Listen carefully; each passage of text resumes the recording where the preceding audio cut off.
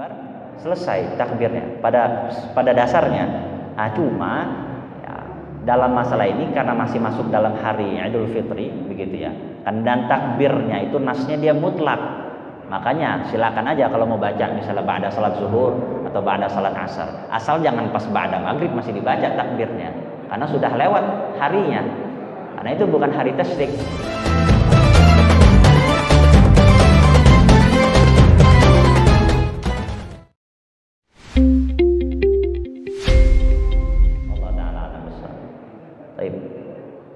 Assalamualaikum warahmatullahi wabarakatuh. Jadi dari penjelasan Bapak tadi, Bapak mengatakan arti atau makna dari Al-Quran ada beberapa yang saya tangkap. Pertama sebagai membaca, kedua sebagai pembeda. Jadi pembeda di sini termasuk mukjizat yang ingin saya tanyakan. Setelah saya baca Al-Quran, mungkin saya kurang teliti, itu kata-kata Isa bin Maryam ada 18 kali disebut dalam Al-Quran. Tapi kata Nabi Muhammad ada 3, Muhammad dan surat Muhammad. Yang ingin saya tanyakan, kira-kira firman Allah itu atau firman Tuhan itu apa latar belakang membedakan bahwa lebih banyak disebut nama Nabi Isa bin Maryam daripada Muhammad? Nah, apa kira-kira latar belakangnya? Kedua, yang ingin saya tanyakan, itu kan kafir, masalah kafir, mau Pak Ustaz? Kafir itu kalau saya salah tolong diluruskan Pak. Ada kafir yang syar'i, betul-betul orang tuh ingkar atas perintah Allah, ingkar atas petunjuk Al-Quran. Kemudian ada orang yang tidak sengaja sholat Jumat 3 kali berturut-turut, itu langsung dikatakan kafir. Itu kira-kira dasar hukumnya apa? Setelah saya baca surat Jumat, dalam artinya tidak ada mengatakan bahwa apabila umat Islam meninggalkan sholat Jumat 3 kali berturut dengan sengaja kafir hukumnya, tidak ada. Nah, kira-kira kalau hadis apa hadisnya? Nah, kemudian bagaimana cara kalau dia sudah kafir? Kalau orang kafir, wallah dia harus mengucapkan kalimat syahadat. Tapi kafir yang meninggalkan sholat 3 kali berturut sholat Jumat, itu bagaimana cara untuk dia kembali ke Islam? Itu. Kemudian saya melanjut dari pertanyaan Bapak tadi, maaf Pak, Bapak pertama bertanya masalah masbuk. Arti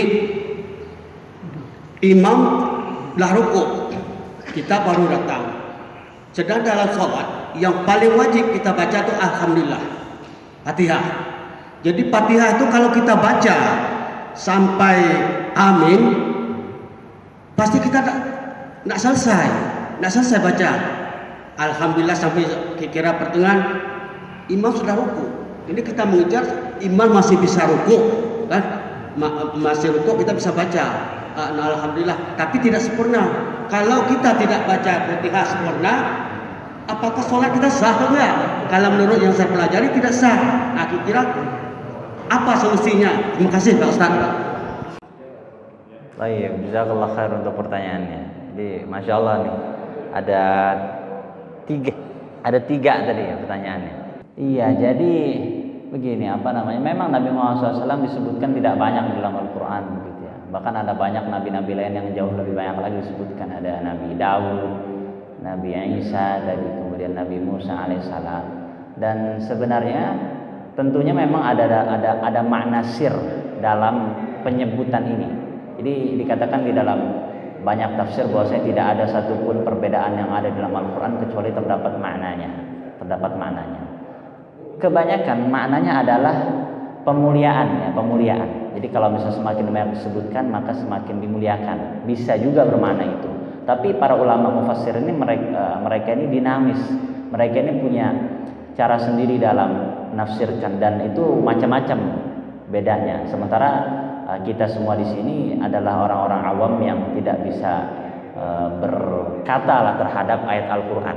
Hanya bisa menyampaikan referensi dari para ulama begitu. begitu ya. Kalau penyebutannya sampai banyak tadi yang Bapak sebutkan, kenapa bisa lebih banyak? Tentunya ini bukan mengartikan dengan banyaknya penyebutan Nabi Isa alaihissalam dalam Al-Quran mengatakan bahwasanya agamanya Nabi Isa, bukan agamanya Nabi Isa, pengikutnya Nabi Isa itu adalah pengikut yang benar begitu ya. Mereka bukan pengikut Nabi Isa, bahkan orang-orang Nasrani itu tidak dikatakan sebagai pengikutnya Nabi Isa. Karena kalau orang yang mengikuti benar-benar Nabi Isa maka akan mengikuti agama tauhid.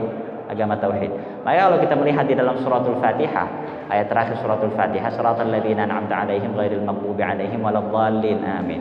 Waladdallin, orang-orang yang sesat, itu disebutkan dalam tafsir Imam Tabari Ibnu Katsir bahwasanya maknanya adalah orang-orang yang Nasrani. Mereka dikatakan sebagai orang yang sesat. Kenapa dikatakan sebagai orang yang sesat?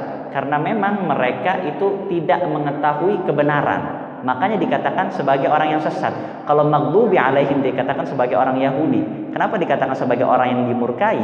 Karena mereka tahu kebenaran tapi mereka tidak mau mengikuti kebenaran tersebut. Kisahnya banyak, Nabi Musa. Mereka tahu Nabi Musa ini benar, tapi mereka nggak mau ikutin Nabi Musa. Tapi orang-orang Nasrani mereka ini disesatkan oleh para pendahulu mereka, disesatkan. Bahwasanya Tuhan ini Nabi Isa. Isa ini Tuhan. Termasuk Yesus itu termasuk Tuhan. Mereka disesatkan, mereka tidak tahu, maka disebut sebagai waladhdallin. Jadi kalau pengikut benar-benar Nabi Isa itu hawariyun, ya kan? Di dalam juz 7 itu surat Al-Maidah dikatakan maksudnya pengikut Nabi Isa yang setia adalah hawariyun, dan Nabi Isa ini bukanlah Tuhan. Allah sampaikan dalam Ali Imran juz 3 halaman kedua surah terakhir, maka libasina ayyutiyallahul kitab wal hukma wan nubuwah tsumma yaqulu lin-nasi kunu ibadan li min dunillah walakin kunu rabbanina bima kuntum tu'allimuna al-kitaba bima kuntum tadrusun. Jadi tidak, ini ayat untuk counter orang-orang Nasrani. Apa kata Allah? Tidak mungkin bagi seorang manusia biasa yang diberikan kitab dan hikmah oleh Allah Subhanahu wa taala mengatakan kepada pengikutnya kunu ibadan li min dunillah, jadilah hamba-hambaku ya selain daripada Allah. Jadi nggak mungkin Nabi Isa mengatakan hal tersebut. Jadi kalau yang dikatakan sebagai pengikut Nabi Isa itu orang Nasrani, maka kurang tepat begitu. Orang Nasrani mereka tidak mengikuti Isa secara utuh. Yang mereka mengikuti orang-orang yang menyesatkan ya agama Nasrani tersebut. Jadi penyebutan Nabi Isa alaihissalam yang banyak itu kalau dalam masalah kebenaran tentunya tidak akan berpengaruh sedikit pun terhadap agama Islam. Wallahu taala a'lam bishawab. Gitu ya. Karena kalau bisa dihitung Nabi Musa kayaknya lebih banyak lagi. Berarti agama Yahudi bener dong. Wah, repot juga. Orang Yahudi, orang-orang Quraisy mereka tahu Allah Subhanahu wa taala adalah Tuhan. Mereka tahu Nabi Muhammad SAW adalah utusan, tapi mereka tidak mau mengikutinya. Maka ketika ditanyakan, "Qul may yarzuqukum minas samaa'i wal ardi amman yamliku as-sam'a wal absara wa may yukhrijul hayya minal mayyit wa yukhrijul mayyita minal hayy?" Mereka mengatakan apa? Qulillah, Allah Subhanahu wa taala. Bahwa Allah yang menciptakan langit bumi, Allah yang memberikan rezeki, Allah yang menurunkan hujan dari langit. Mereka tahu, tapi mereka cuman nggak mau ibadah sama Allah. Mereka tidak mau ibadah langsung sama Allah Subhanahu wa taala. Itu yang pertama. Kemudian yang kedua, memang syariat ini bangunannya itu kompleks. Jadi bukan satu tiang. Artinya base-nya, dasar usuluddin, dasar agama itu ada banyak. Yang pertama memang Al-Qur'anul Karim. Kemudian ada as-sunnah, sunnah nabawiyah, ya hadis Nabi SAW. Hadis Nabi ini bisa dibentuknya sunnah qauliyah, perkataan, kemudian takririyah, persetujuan, atau fi'liyah, perbuatan. Itu sunnah. Kemudian ada namanya ijma' ulama, atau kesepakatan atau konsensus para ulama terhadap sebuah perkara. Itu sebagai hukum juga, dalil juga. Kemudian yang keempat ada namanya qiyas, atau dikiaskan dari satu perkara kepada perkara yang lainnya. Ada perkara yang dulu ada dan sekarang ada, yang perkara yang sekarang ada tapi dulu nggak ada. Nah, dicari perkara yang mirip dengan perkara yang ini, kemudian dikiaskan hukumnya turunannya sama. Nah, ilmu ini nggak bisa sembarangan juga dipakai, cuman pakai para ulama saja, kita nggak bisa pakai juga. Nah, itu yang disepakati. Jadi dalam dasar agama ini menjadi sumber hukum agama itu ada 4. Itu yang muttafaq alaiha, yang disepakati para ulama. Ada juga sumber-sumber yang bukan tidak disepakati tapi diperdebatkan. Ada istishab, ada istihsan, ada maslahah mursalah, istislah, ada qaulus sahabi, ada syara' man qablana, dan seterusnya. Jadi banyak. Jadi sumber agama, sumber syariat nih, kenapa bisa sholat itu hukumnya wajib, itu tidak serta-merta karena kita menemukan ayat di dalam Al-Qur'an waqimus shalah. Tapi detail penjelasannya. Kenapa aqimus shalah? Kalau ditanyakan kenapa aqimus shalah itu maknanya wajib, karena memang ternyata aqimus shalah di sini menggunakan fi'il amr. Ya, atau kata kerja perintah. Dan dalam usul fiqh, fi'il amr yufidu lil wujub. Ya, fi'il amr perintah itu memberikan indikasi kepada kewajiban sebuah perkara. Jadi kalau dalam Al-Qur'an ada perintah, itu bisa jadi dia maknanya wajib, bisa jadi dia maknanya mustahab atau sunnah. Jadi nggak semua juga fi'il amr dia maknanya wajib gitu, tapi ada juga. Bagaimana bisa tahu itu tidak wajib, itu tidak sunnah? Nah, itu dilihat dari hadis Nabi SAW atau dari pendapat para sahabat yang mereka langsung mendengar ya, syarahnya, penjelasan dari Nabi SAW. Sehingga kompleks sekali begitu. Maka ketika kita membaca surat Al-Jumu'ah tidak menemukan orang yang meninggalkan salat Jumat sampai 3 kali itu kafir, memang tidak ada di situ. Memang tidak ada. Di dalam surat Al-Jumu'ah tidak dijelaskan hukum tersebut, tapi dijelaskan di dalam hadis Nabi SAW. Kalau nas sorihnya, saya tidak hafal nas sorih. Nas sorih itu beda sama sahih. Kalau sorih itu artinya jelas tekstualnya, tak gimana ya? Tekstualnya itu jelas A B C D E gitu, jelas, mudah. Kalau sahih itu riwayatnya sahih, riwayatnya kuat. Artinya ini hadis ini memang benar secara periwayatan. Kalau nas sorih memang saya tidak hafal dan saya tidak berani juga menyebutkan sembarangan hadisnya. Tapi memang secara maknawi memang ya hukum yang ditetapkan adalah orang yang meninggalkan salat Jumat sampai 3 kali itu dikatakan sebagai kafir atau keluar dari agama Allah Subhanahu wa taala.